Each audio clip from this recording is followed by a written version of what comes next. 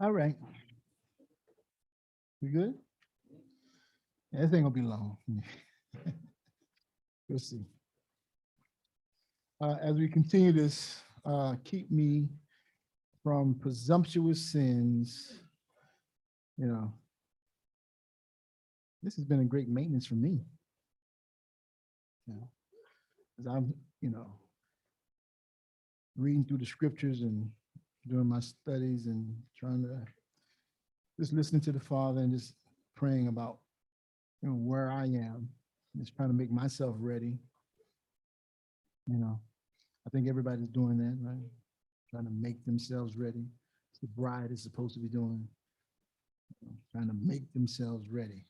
It's a willing participant thing. It's not a force you to do it. You know what I'm saying? In a marriage, it's supposed to be willing participation. It's no fun when it's not willing.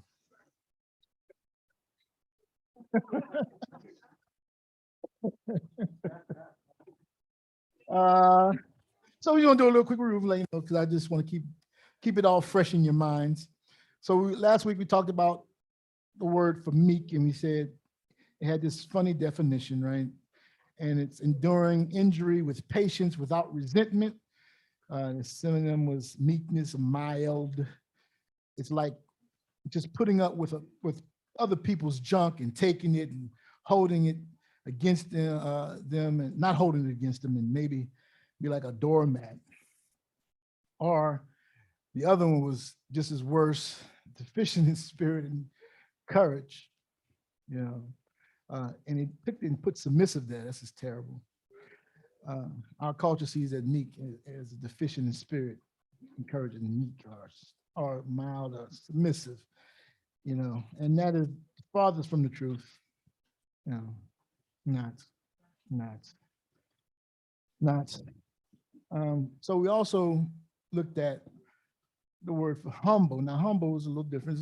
It's a little closer, right? A little closer. Wow, how'd that happen? It just like slid off the, okay. Amazing. All right, so humble is not proud or haughty or not arrogant, and it said assertive, but that's not true. You can be assertive and humble. You're not supposed to be arrogant, of course, not proud, because they got a certain way they act when you're proud and arrogant and haughty. There's certain things you're expecting. Also, it's reflecting an expression of offered in a spirit of deference or submission. So I put down what deference means: humble submission and respect. We'll see that in the scripture later on. But they've had a lot of people in that water. I understand. Let's see. So the definition is closer to what's translated in the word. So the word meek is really out of use now. It's no longer viable as a proper translation. It's more humble is the correct one, because they've really taken meek and just really, I don't know what to say about that.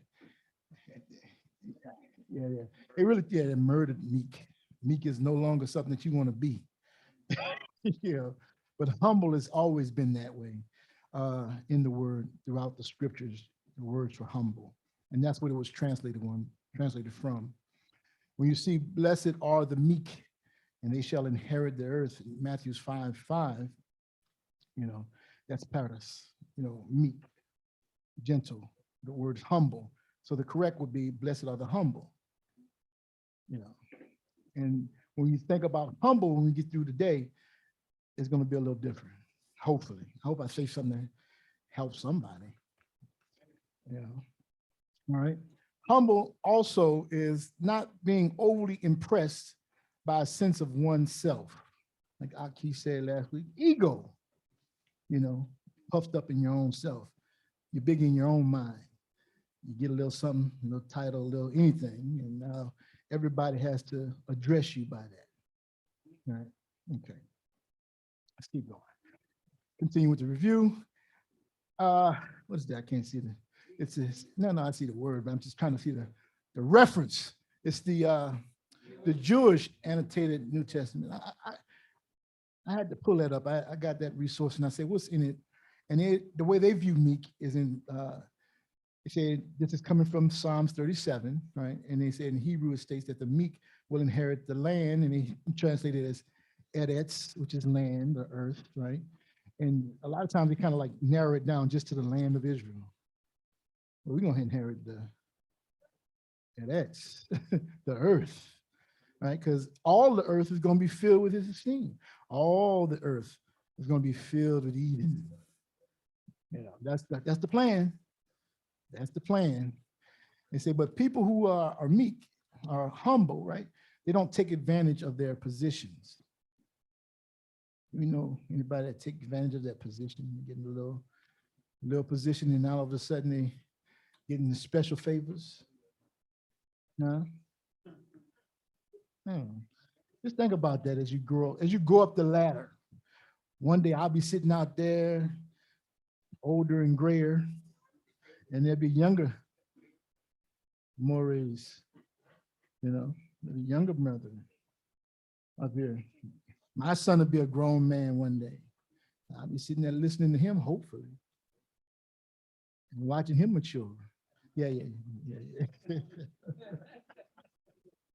All right, so the Psalm 37:11 says, but the meek shall inherit the land and delight themselves. And we're trying to see, how does it tie back to the word is in the Hebrew? That's what it's all about here. And so what do we got there?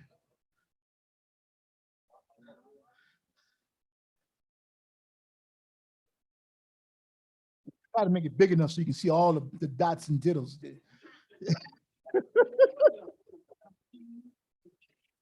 The dots and tittles. But you see the word is the very first word in the plural. All right. So that's the word for humble.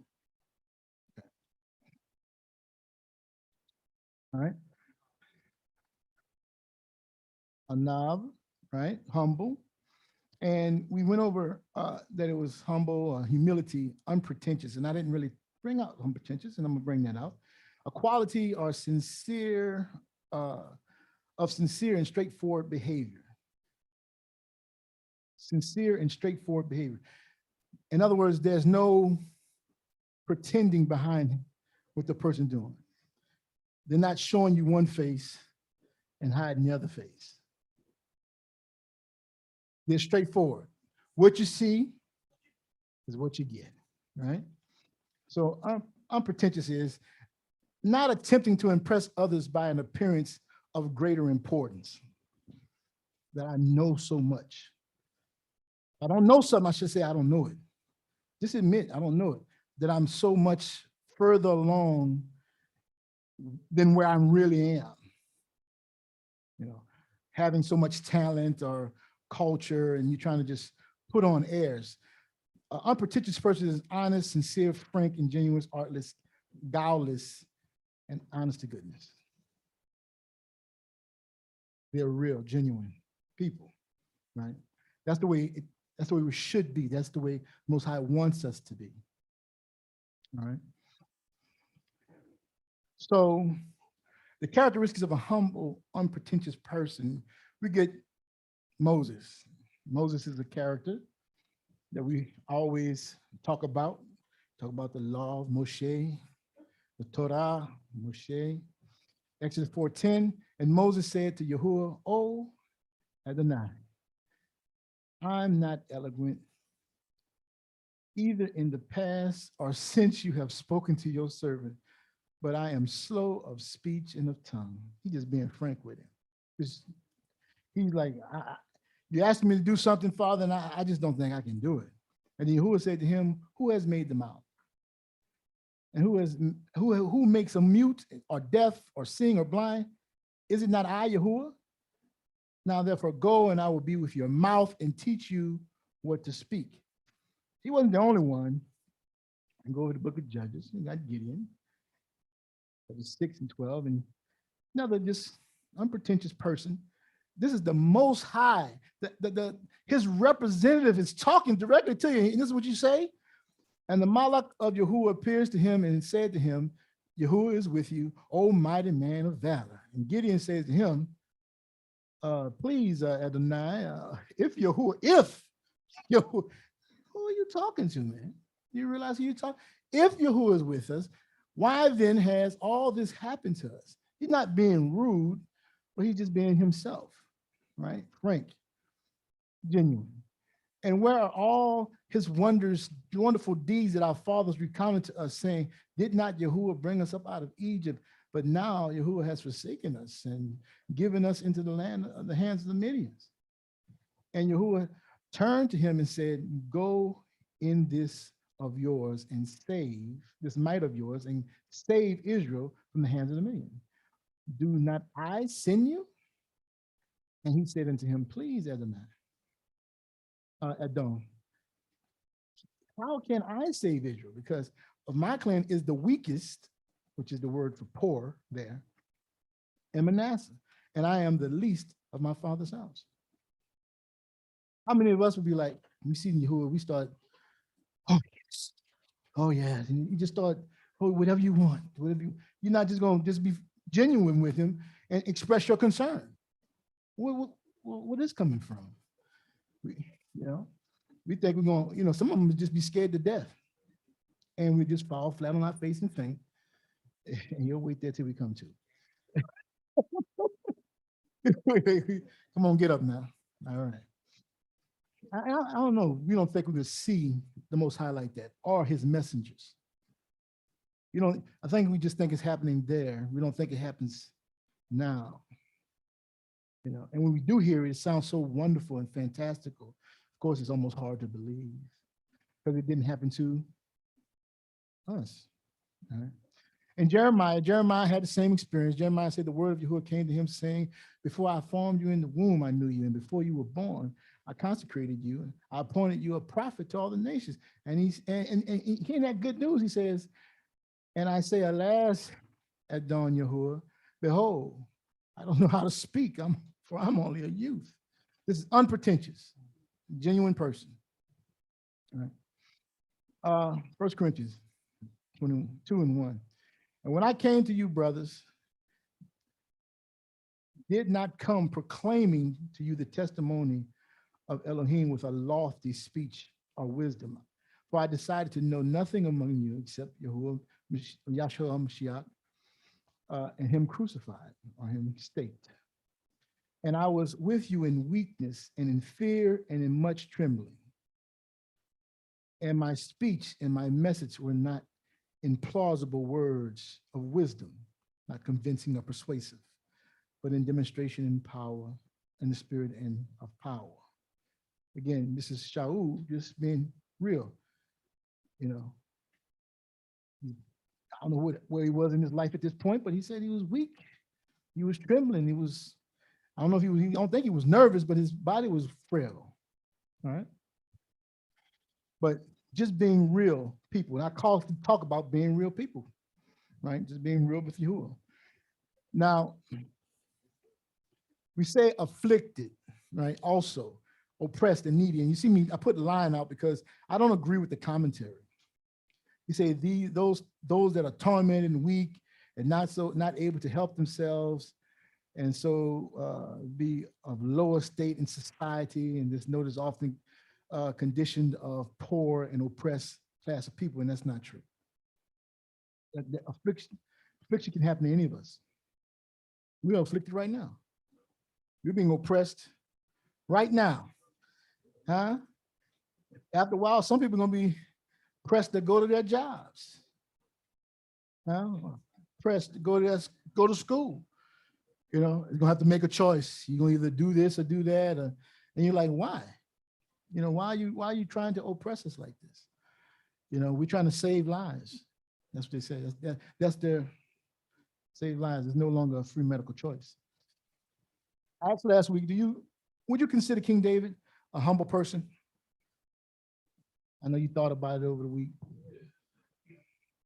Yeah, some yeses, yes. Okay. Psalms 9:13. I'm just going to put that one up there. It says, be favorable to me, O Yahuwah, see my affliction. It's the same word. The root. For those who hate me, O you who lift me up from the gates of death. So who knows what's happening right here in this verse or in this particular psalm he's writing? What was going on in his life? What do you think? Some say Saul. Right? What else? You think Saul? I always thought Saul too, but it's Goliath. Yeah, he's getting ready to fight the Philistines. He's a young man, fresh out the field, and he is getting ready to face the Philistine army.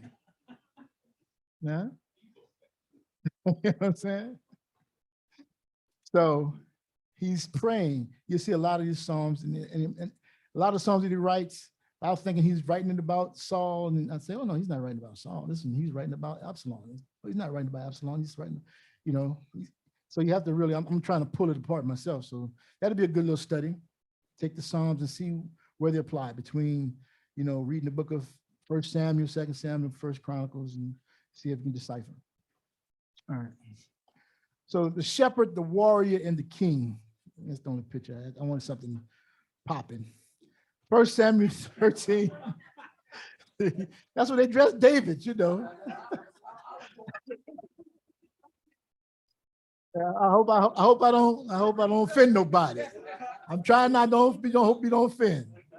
And Samuel said to Saul, you have done foolishly. You have not kept the commands of Yahuah your Elohim. You cut it out. With which he commanded you.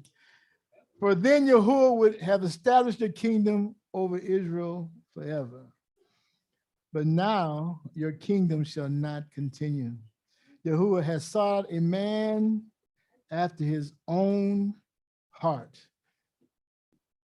I think most of us want to be people, right? Children after his own heart. And Yahuah has commanded him to be a prince over his people because you have not kept what Yahuah commanded you. Notice, if you remember the story, he did not tell Saul where he was going or who he was going and knowing or anything. He kept that all to himself. Almost like, don't say nothing. Tell him you just go and do some sacrificing and just invite this particular family. Yahuah has a hand up. Who we got? Yahuah. Yeah, Aki, I was just trying to figure out why Lamadyahu didn't have a red undertone. That's all. Look, it's just a depiction. They try to, I don't know. I have to ask the photographer. All right, Psalms 78, 70, 72. He chose his servant Dawood and took him from the sheepfold. From tending and nursing the ewes, he brought him to be the shepherd of his people of Israel, his inheritance. With an upright heart, he tended them and guided them with a skillful hand. So my question is, what is an upright heart? Huh? Yahuah said that David's heart and his heart are aligned. Huh? His heart, giving us, we know all the history of David. There's no secrets with David, right? For those that read the scriptures, right? There's no secrets with David. So what is an upright heart? Do you have an upright heart?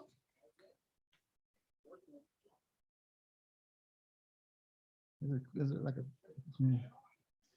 striving? Everybody's striving. I'm just like, all right, it is an introspective question.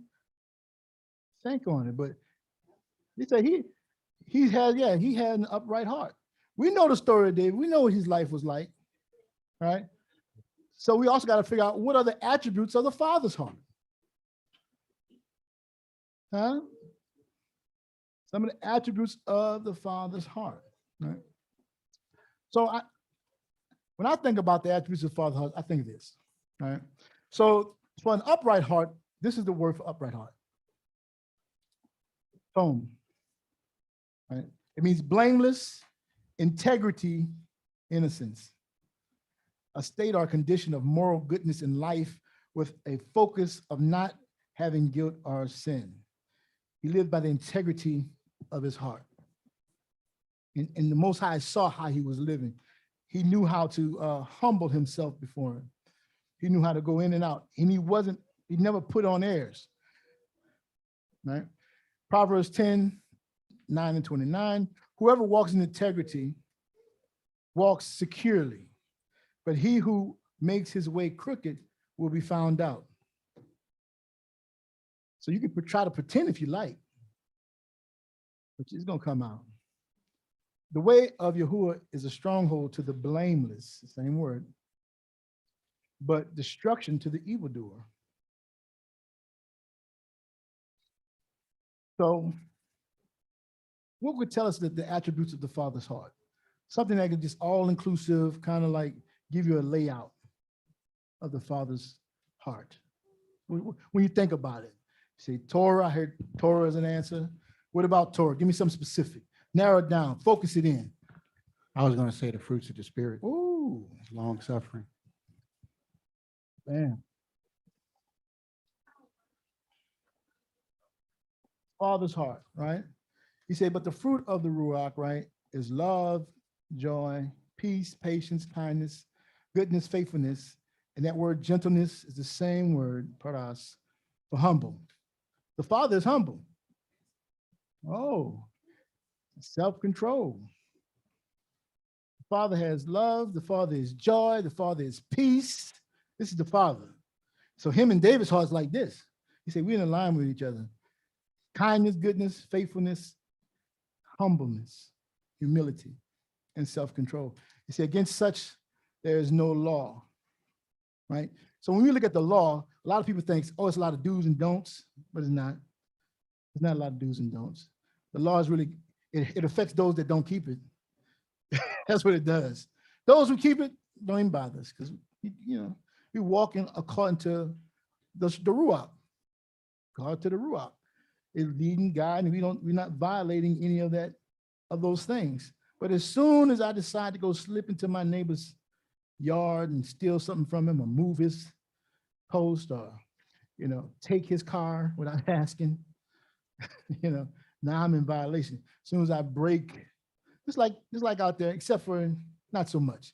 You can do absolutely nothing out there now. Just sitting in your front yard, they come and get you for some reason. Times have changed.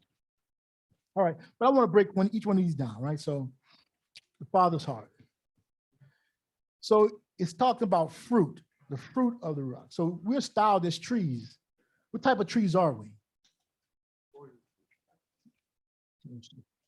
What kind of tree? Who? You say olive tree, okay. What else? You ever heard that? Isaiah 60? We're trees of righteousness. Trees of righteousness of Yahuah's planting. Right? So blessed is the man who walks not in the counsel of the wicked, nor stands in the ways of sinners, nor sits in the seat of the scoffer, but his delight is in Yahuah, the law of Yahuah, and in his law he meditates day and night. This humble person is delighting in Yahuah's law. He's meditating it day and night. And it said it makes him like a tree planted by streams of water that yields its fruit in its season.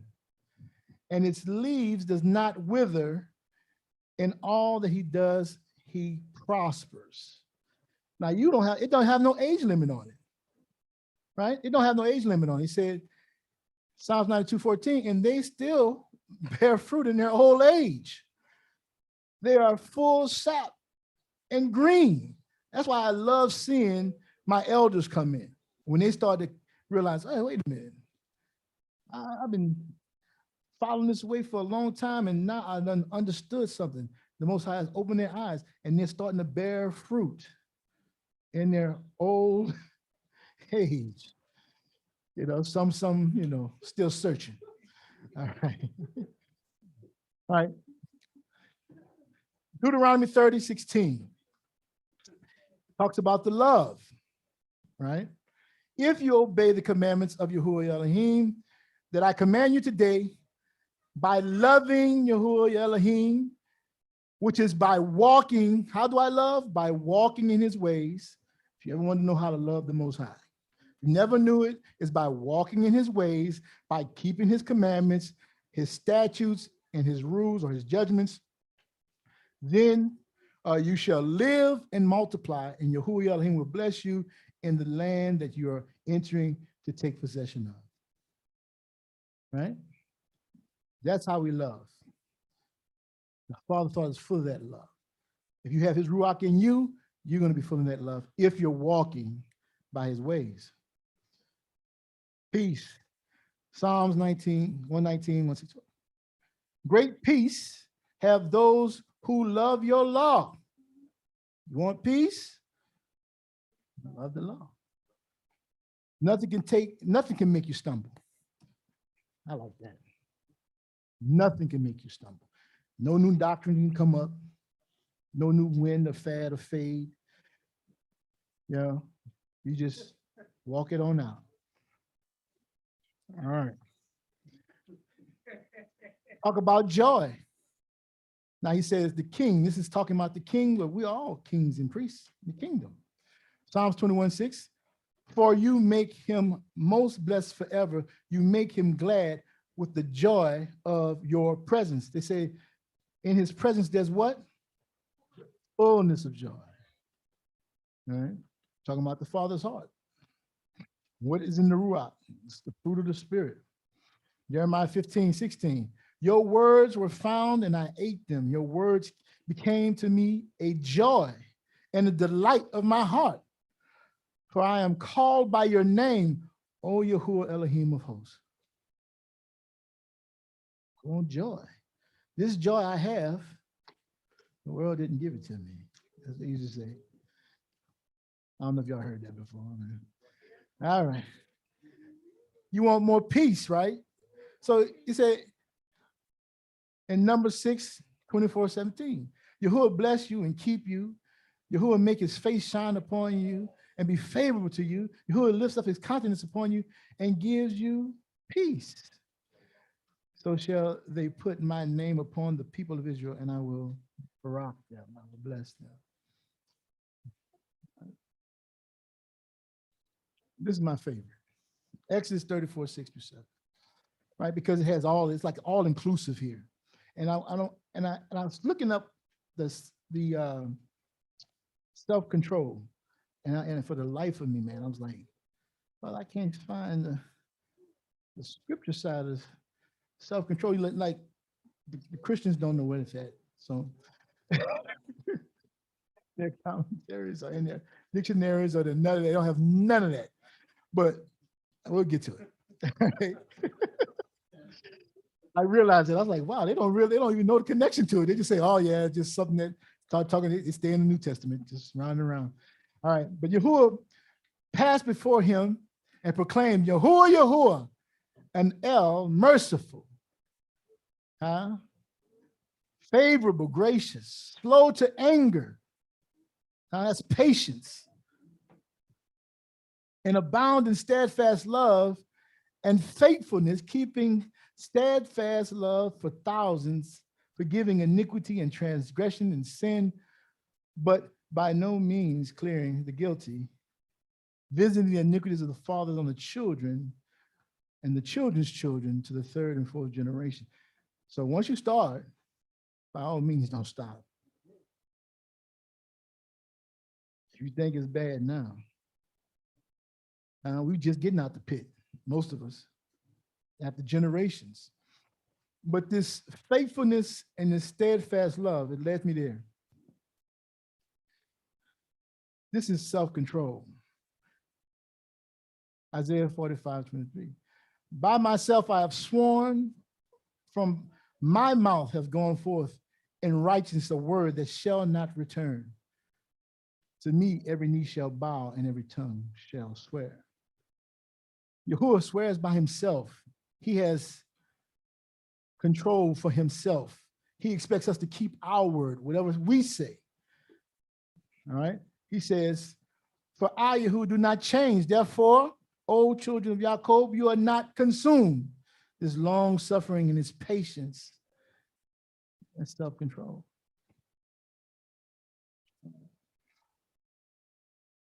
Balaam had this testimony of him. He says, El is not a man that he should lie, or the son of man that he should change his mind. Has he said, and will he not do it? Or has he spoken, and will he not fulfill it? And this was a pagan guy. He wasn't a prophet of Israel. He was an outsider. He knew this much about the Most High. He said, if he said it, he's going to do it. You can take it to the bank. All right? Father's heart. David's prayer shows his heart and how him and his heart is aligned with the Father. And as you know, his story, how he's sleeping in caves, running from his brethren, had to call them enemy. They're trying to take his life at every turn. They're lying on him and trying to set snares and traps for him the whole time. And he's not getting the big head. He's not even trying to kill Saul. He wants to love Saul. He's trying to embrace him. He's married his daughter. You know, want to come to his house. He loves the man. But because the man is overtaken by his own pride, by his own ego. But this prayer here is prayed at the end of David's life. And he says, therefore, David blessed Yahuah in the presence of all the assembly. And David said, bless you, O Yahuah, the Elohim of Israel, our Father, forever and ever. Yours, O Yahuah, is the greatness and the power and the esteem and the victory and the majesty, for all that is in the Shamayim in heavens and in the Eretz, the earth is yours. Yours is the kingdom, O Elohim, and you are exalted as head above all. Both riches and honor come from you, and rule over all. In your hand are power and might, and in your hand it is to make great and to make strength to all, give strength to all. And now we thank you, O Elohim, and praise your esteemed name. But who am I? Humble. This guy's a warrior. He's a straight killer. He knows how to control himself. He has self-control. He knows when to do what and why. You remember how he went over? Absalom was chasing him down, and his Edomite came out and was blaspheming him, cussing him out. And his partners with him said, hey, let me kill him. He said, no, it wasn't that time. I'm supposed to be going through this right now. So right, that's humble. He willingly say, yeah, I know I'm the king. It's no big deal. I'm right now under my king. My king has put me here. That's the way humble people think. Everything he said is about the esteem of the Most High, right? He said, but who am I? And what is my people that we should be able thus to offer willingly? For all things come from you, and of yours own we have given you. In other words, we're only giving you back what's yours anyway, right? For we are strangers before you and sojourners, as all our fathers were. All the days on the earth are like a shadow, and there is no abiding. O Yahuah Elohim, all this abundance that we have provided for your house, your building, you a house for your set apart name comes from your own hand, and all is your own. I know, my Elohim, that you test the heart and have pleasure in the uprightness. And in the uprightness of my heart, I have freely offered all these things. And now I have seen your people who are present here, offering freely and joyous to you. O Yahuah, the Elohim of Abraham, Isaac, and Israel, our fathers kept forever such purpose and thought in the hearts of your people, and direct your hearts towards you. We direct our hearts towards you. This is the humble prayer. They were willingly giving everything they had to the Most High in the building, preparing for the building of the tabernacle. He didn't mind it wasn't me. It don't have to be me. That's how a humble person is supposed to be. I don't have to be first. I don't have to be included. As long as you're there. I prefer you to go before me. If they ain't got no more seat on the bus, you take the bus. You go for me. No more seat on the plane, it's the last, you take it. I prefer you to go. I want you to go. You need to, it'll be good for you. You know, humble-minded. All right. I mean, same word. Looked at humble, afflicted, poor. Just want to keep that in your mind. All right. Moses the humble. Numbers 12, 1 through 15. Now Miriam and Aaron spoke against Moses because of the Cushite woman he had married. But he had married a Cushite woman. Yeah, he married a Cushite woman. And they said, has Yahuah indeed spoken only through Moses? Uh-oh. They done messed up. Yeah, they're upset with the fact that he married this woman, and then they're going to question the fact, well, you know, we're in charge too. Has he not spoken through us also? And guess who heard it? And Yahuah heard it. He always listening, always. And now the man Moses was very meek, Anava. So we see here that Moses didn't write this. This is Joshua's. He was there, witnessed all this. He said, now Moses was very meek. More than all the people, he was very humble. With all the people were, because the people that's talking to him is who? Who is Aaron and Miriam? Not just brother and sister. Tell me hierarchy in family usually go. The elder brother and sister. So he's doing honor to them. Now he's in his, all of them in the 80s and 90s. But he's like just listening to their argument. He's not arguing back with them. He's not giving them his pedigree. Let's keep going. Miriam and Aaron spoke against Moses because of the Cushite woman. So it says, now they have to realize we can't think more highly of ourselves than we ought. Right? This is Romans 12 and 3 says, for by the grace given me, I say unto you among you, not to think of yourself more highly than you ought to think, but to think with sober judgment, each according to the measure of the faith that Elohim has assigned you.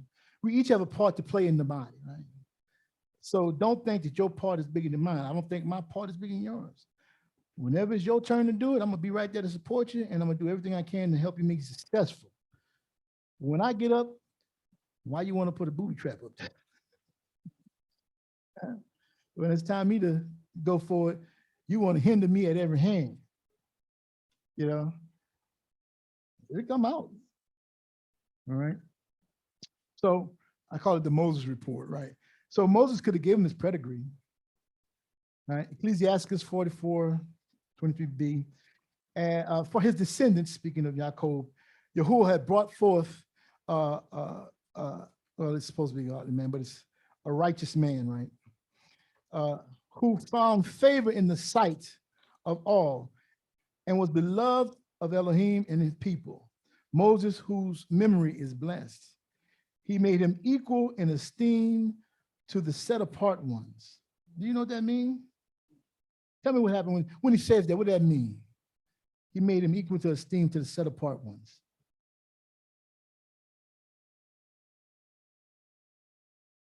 Because, to my understanding of that is he esteemed him as he esteemed the Malachim that were there in Shamayim with him. Yeah. So he did he have something about him that was made him different and stand out, that made him almost look like one of those beings? Oh yeah, all right. He glowed, didn't he? He had the glow. And made him great to the terror of his enemies. By his word, he performed swift miracles. Yahuah elevated him in the presence of the kings and gave him commandments for his people and revealed to him his esteem. For his faithfulness and humility, he consecrated him and chose him out of all mankind. He chose him to hear his voice and lead him into the dark cloud and gave him the commandments, what? Face to face, the law of life and knowledge, so that he might teach Jacob the covenant and Israel his decrees. He got a pedigree, don't he? I mean, he had bragging rights. His brother and sister talking to him like he ain't got no business, like the Most High couldn't correct him if he was wrong. I'm gonna keep that up. All right. This is the way they thought about him in the first century church, right? And when talking about Moses, when he was abandoned, Pharaoh's daughter adopted him and brought him up as his own son. And Moses was instructed in all the wisdoms of Egypt and was powerful in words and deeds. Moses was very educated, very capable, a military leader. He had the capability, but he didn't flaunt it. He didn't come in there talking about, I'm in charge. No.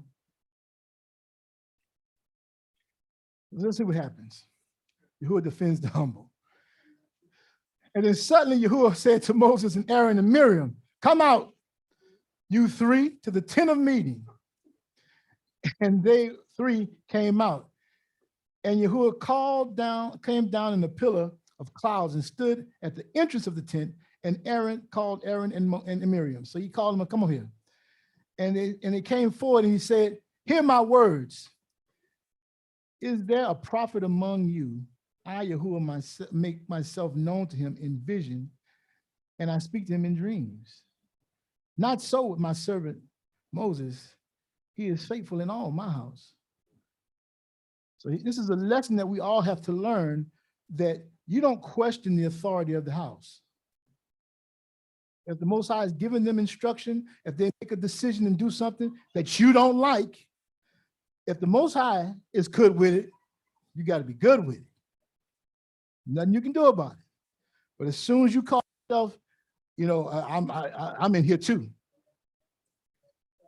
Yeah, I'm trying to tell you, it's gonna cause trouble. It's gonna be trouble. It's gonna be trouble. All right. He said, with him I speak mouth to mouth, clearly and not in riddles.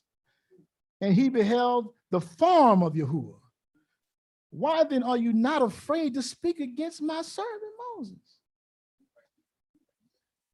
And the anger of Yahuah was kindled against them, and he departed. Why? Because they wasn't questioning Moshe's decision. They was questioning Yahuah's decision. They was questioning his authority. And he said, when the cloud removed from over the tent, behold, Miriam was leprous like snow. And Aaron turned toward Miriam, and behold, she was leprous. He said the skin was peeling off her body. All right. So Aaron and Miriam, right, are given authority to assist Moses in leadership. There's no doubt that they were in leadership. Psalm 77:20 says, you led your people like a flock by the hand of Moses and Aaron. Micah 6:4, for I brought you up from the land of Mitzrayim, Egypt, and redeemed you from the house of slavery. And I sent before you Moses, Aaron, and Miriam. Oh, they was in the triad. It was in the upper echelon. They had some rank on them. Exodus 15:20. Then the prophet Miriam, or the prophetess Miriam, right? Aaron's sister took tambourines in her hand, and all the women went out after her with tambourines and with dancing. She was a leader of women. So she had place and position. She should have knew better. But she's thinking, well, that's my little brother. I'm going to correct this. I don't think it's right. Right? They tried to take advantage of their position. By coming against Moses' decision, notice Moses did not raise up to defend himself. He was more than able to assert his authority, more than capable of speaking up about, do you know who you're talking to? But you don't have to do that because Yahuah will defend you. But he chose to honor his older brother and sister, but they overstepped their place. All right. The proud talk about what they don't know. In the book of Jude 5:11, it says, now I want to remind you, although you once fully knew it, that Yahuah, who saved a people out of the land of Mitzrayim, afterward destroyed those who did not believe. You believe that? Do you all know that? Okay. And the Malachim, the angels, who did not stay within their own position of authority, but left their proper dwelling, he has kept in eternal chains under gloomy darkness until the judgment of the great day. Such as Sodom and Gomorrah and the surrounding cities, which were likewise indulged in sexual immorality and pursued unnatural desires, served as an example for the undergoing a punishment of eternal fire. Yet in like manner, these people, these proud people, also relying on their dreams. I had a dream, the Most High spoke to me and told me this, that, and the other. Defile the flesh, reject authority. No man can be over me. Who can teach me? No man can teach me. The Ruach, I just me and Most High. He put all those gifts in the body for absolutely no reason. And they blaspheme the esteemed ones.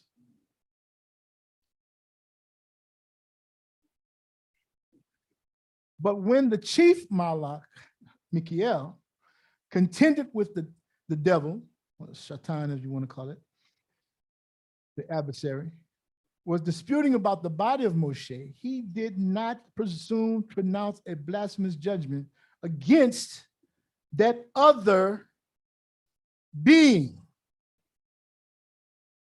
He knew who he was. He knew the position that he held. And he said, it's not my place to say nothing to you other than this. The blasphemous judgment, but say, Yahuah rebuke you. But these people blaspheme all that they do not understand.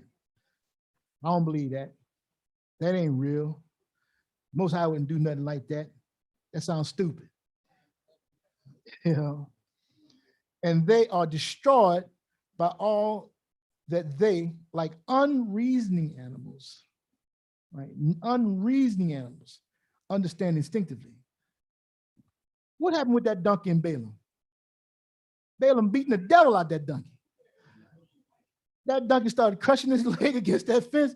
Said, man, why am I not your donkey? Have I not carried you from to and fro? He is seeing something that he couldn't even perceive. He said, unreasoning animals can perceive when the greatness is standing before them, but we can't when we're not in the right mindset. We thinking we know so much, all right? Woe to them, for they walk in the way of Cain and abandon themselves for the sake of gain to Balaam's error and perish in Korah's rebellion. I'll talk about what they don't know, right? So let's keep going. Yahuah will humble you. Proverbs 11:2. When pride comes, then comes disgrace. But with the humble is wisdom. Proverbs 29:23. One's pride brings him low, but he who is lowly in spirit, this is humble again. This is sha'al, I believe it is, sha'al in spirit. It's humble. Another word for humble. In spirit will obtain honor. Isaiah 2:1-12 and 11 and 12. The haughty looks of a man shall be brought low, and the lofty pride of men shall be humbled. And Yahuah alone will exalt him in that day. For Yahuah of hosts has a day against all that is proud and lofty, and against all that is lifted up, and it shall be brought low. So you can think that you have some type of knowledge. You can think that you're in some type of position. You can think that you have some type of position with the Most High. but on that day, all will be revealed. Isaiah 13:11. I will punish the world for its evil and the wicked for their iniquity, and I will put an end to the pomp of the arrogant and lay low the pompous pride of the ruthless. Who will humble you. Keep that in mind. Isaiah 25:11-12. And he will spread out his hands in the midst of it as swimmers spread their hands as to swim. You know Yahuah swims? You know that? But Yahuah will lay low the pompous pride together with the skills of his hands, and the high fortifications of his walls he will bring down and lay low and cast to the ground to the dust. So it's better to assume a position and an attitude of humility now of your own free will. But that's what humbleness is. Nobody's gonna make you be humble. You have to want to be humble. You have to know how to control yourself and your emotions. That self-control that's in the fruit of this Ruach, the Father's heart. He's not gonna automatically just handcuff you and make you do right. Yeah. Right now, he wants to see who's willing and obedient. All right. Almost done. The humble in contrast to the proud. So Habakkuk 2:45. Look at the proud. Their spirit is not right in them, but the righteous live by their faith. What is faith? What is faith? It's not no trick question, no. I'm very basic, I'm human being. This faith is what? How do we get it? Ain't no rules. There's always rules. Come by the hearing the word of Elohim. Okay, that's how faith comes. Moreover, wealth is treacherous. The arrogant do not endure. They open their throats wide as Sheol. Like death, they never have enough. They gather all nations for themselves and collect all the people as their own. 1 Timothy 6:3-10. I'm gonna read each one. And that's NCB, that's the New Cambridge paraphrased, or no, not paraphrased, but paragraph Bible, if you want to know. If any man teaches otherwise and consents not to the wholesome words, even the words of Yahuah, Mashiach, and to the doctrine which is according to, again, that spell checking thing, it corrects some things and didn't correct other things. Elohimness, which is godliness in the English, which is righteousness. All right. He is proud. If you're rejecting the words of the Most High and Mashiach, his doctrine, he said you're proud, knowing nothing, doting about questions and striving about words. Got a question about this, got a question about that, with this word, that word. Wherefore comes strife, envy and strife, and surmising of evil surmising. Proverbs 28:25. He that is proud heart stirs up strife, but he that putteth his trust in Yahuah shall be made fat. Somebody coming always asking, just trying to keep mess up in doctrines. You gotta be careful of that type of person. You don't want to be that type of person. I know a lot of times we're just trying to learn more information, get more information, but master the basic stuff that you have first.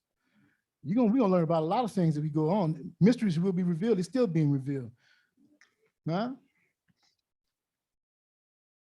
He said, I just put it in ESV. He is puffed up with conceit and understands nothing.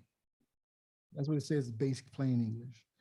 And he has an unhealthy craving for controversy and for quarrels about words. They like fighting. They like debating. Debating is what they live for. Ain't about living right. It's about if I got one up on you. Huh?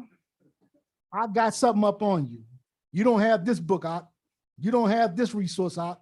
You don't have that. You don't have this. Bring it. Bring what you got. I bring what I got. But at the end of the day, when you go out, they're doing everything contrary to the word of Yahuah, which produces envy and suspense and slanders and evil suspicion, right? It goes on to say, perverse disputing of men of corrupt minds and destitute of the truth, supposing that gain is righteousness. From such withdraw. And I just put it again because I want to put it in plain English. It's the constant fiction amongst people who are depraved in the mind and depraved of truth.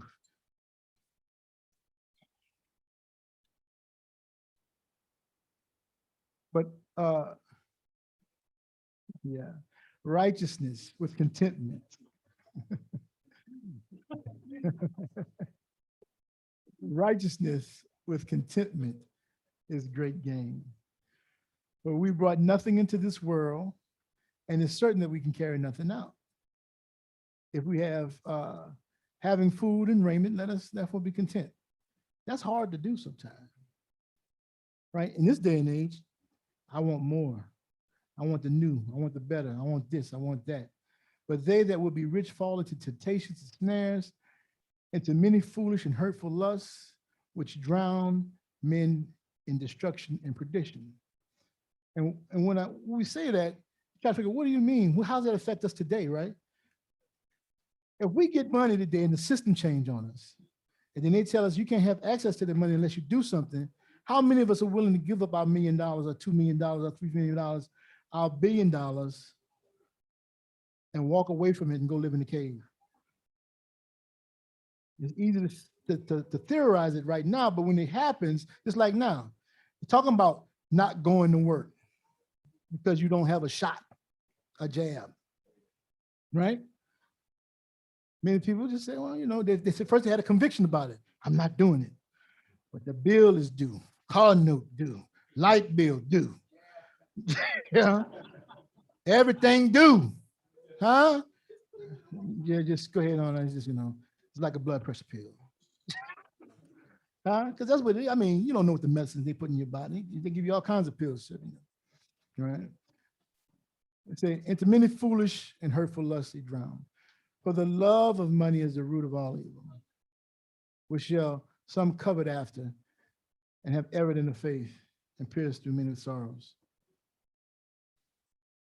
Proverbs 16:5, everyone who is arrogant in heart is an abomination to Yahuah. Be assured he will not go unpunished. Arrogant, opposite of humble.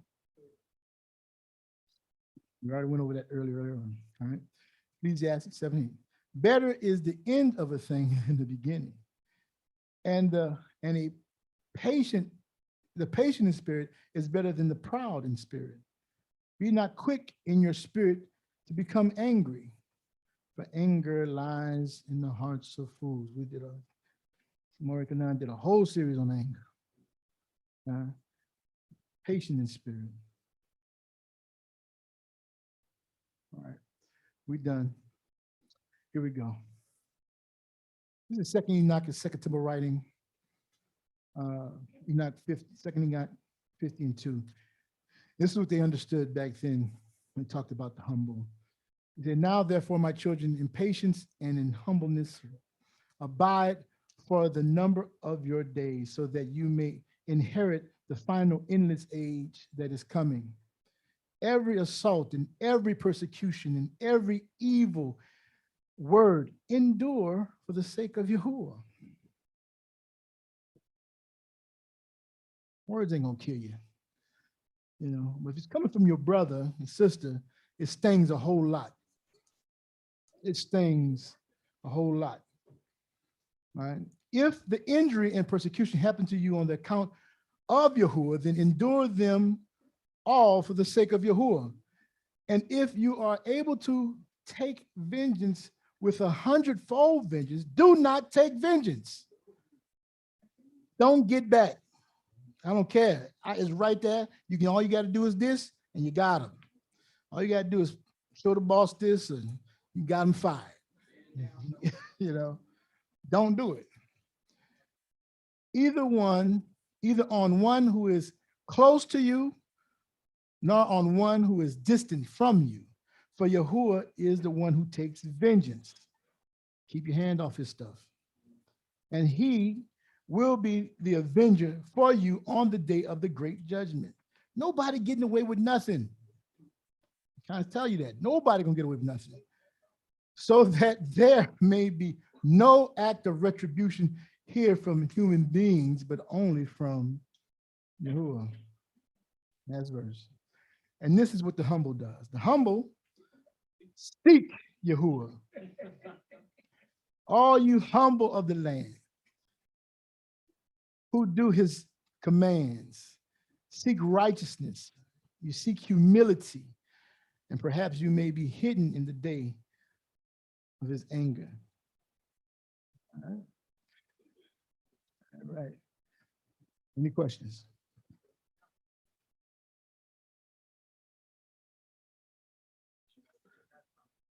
Everybody got it? Good. Well, if that's it, who's closing out? Prayer.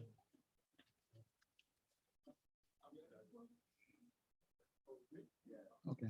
Lamadyahu.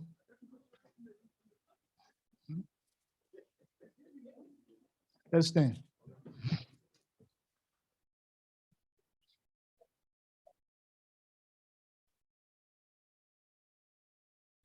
All right, let's clear our hearts and minds as we go before our Father. Baruch atah Yahuah Eloheinu melech haolam. Coming before you here today, Av Yahuah, humble in our hearts and prostrate in our ruach, giving all esteem and honor unto your Kodesh name, Yahuah Sabaoth. We thank you for the servant and being obedient and bringing forth your word here today in due season. We ask and pray, Av Yahuah, that all which has been said here today, that it fall on fertile ground, take root within our ruach, within our hearts and our minds, transforming us and allowing us to be able to walk in the light in which you have called us to do, to be that light unto the world. We thank you. We thank you for giving each and every one of us here today safe travel and mercy to come in fellowship with one another, yet once again, not forsaking one another as some do, but being together, exhorting and uplifting one another. We thank you, Av Yahuah, for this opportunity. We thank you for the breath of life, for the blood in our veins. We thank you for the strength just to be able to get up each and every day, to be able to go about and do what we need to do. We thank you, Av Yahuah, for each and every one of our mores, and ask and pray that you continue to guard their hearts and their minds, increase their borders, and strengthen their households. Continue to bring forth your word in due season into their hearts and minds, and give them the wisdom to be able to bring it forth in an understandable way, that your children may be able to just walk in your statutes, your laws. We thank you, Av Yahuah. We ask and pray, Av Yahuah, that as we depart this place here today, that you set your Malachim before us and around us, and watch over us and protect us as we go back to our various destinations. We ask and pray, Av Yahuah, that as we embark on a meal here later on this evening, that you bless the hands who prepared it, that you bless the nourishment of our bodies, and ask and pray that it be an enrichment to us and not anything that is detrimental that will take us away from you. We thank you, Av Yahuah, for continuing to watch over each and every one of us. We baruch you, we love you. We ask and pray for your continued salvation that you have given us through your beloved Son, Yeshua HaMashiach. And these things we ask of you in his name. And above all else, let your will be done within our lives. As we say hallelujah. Hallelujah. Amen. Selah. Allah. Ooh.